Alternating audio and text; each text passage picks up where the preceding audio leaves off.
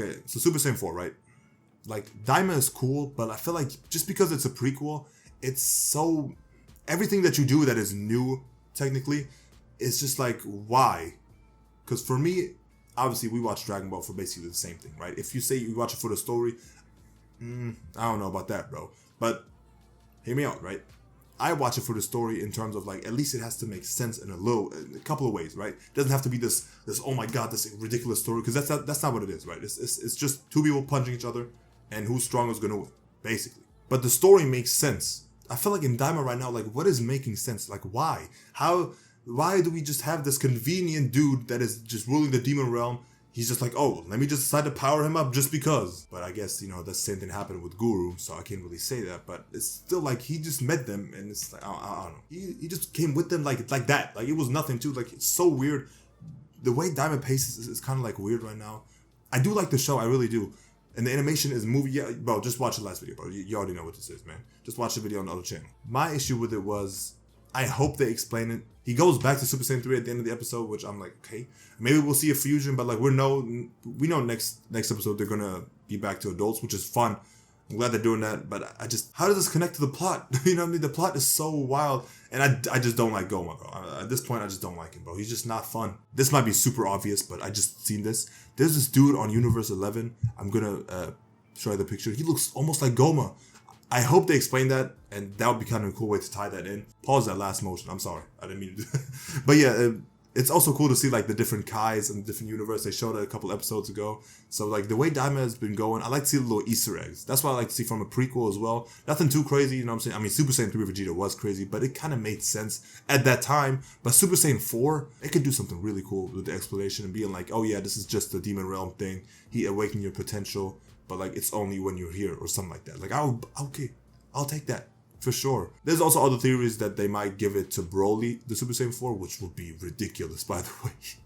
Super Saiyan 4 Broly, even though I never really was the biggest Super Saiyan 4 fan until the Dragon Ball games, bro. The games made that shit look so much better than the anime ever could. And I hated that, bro. I hate JT. I hate GT just off of like the simple fact that the art style was just so weird to me, and it just looked ugly to me. I don't know why. Like just coming out, like just compare like Z to GT in terms of just art style. Just like character designs I never liked. It made sense, they're older, but like some people just look stupid. But Super Saiyan 4, I never appreciated until like they really showed it in HD where the colors were popping and not that weird gray tone that they had or whatever color it was. I understood the hype, I really did. Because at first I was like, why were we going from Super Saiyan 3, which is like this gold hair, to Super Saiyan 4 to now it's this black hair again, and then the red fur. Where did the red fur come from? One thing that I really didn't like was it had no build up to it. I wish they would have mentioned it throughout the series a little bit, because like then we had like some type of theories that we could craft. And I know some people probably predicted it was going to happen just off of the fact that it's Super Saiyan 4 and people want to see it.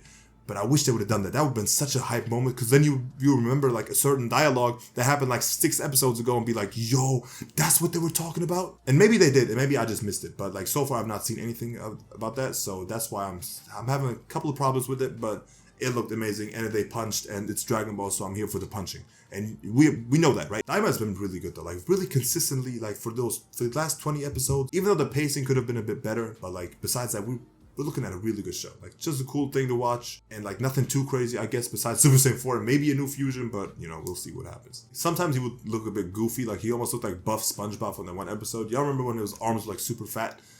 And that's because he's just in his kid form. What I wish they would have done is he would have gotten back to an adult, and then he would have gotten the Super Saiyan 4. Could you imagine? Bro, that would have been so hype. I think it already has crashed Crunchyroll already, but bro, it's not like UI level, you know what I'm saying, where like multiple sites were crashing. Bro, that UI was different, but I feel like it would low-key be up there if Goku was actually adult and they built it up a little bit, just a little bit. Like, it's only 20 episodes, so like you could almost achieve that same impact, but they didn't. They just was like, hey, let this old dude just give him that power, which I'm like, what? Does he even know why they won the Dragon Balls? Does he even know?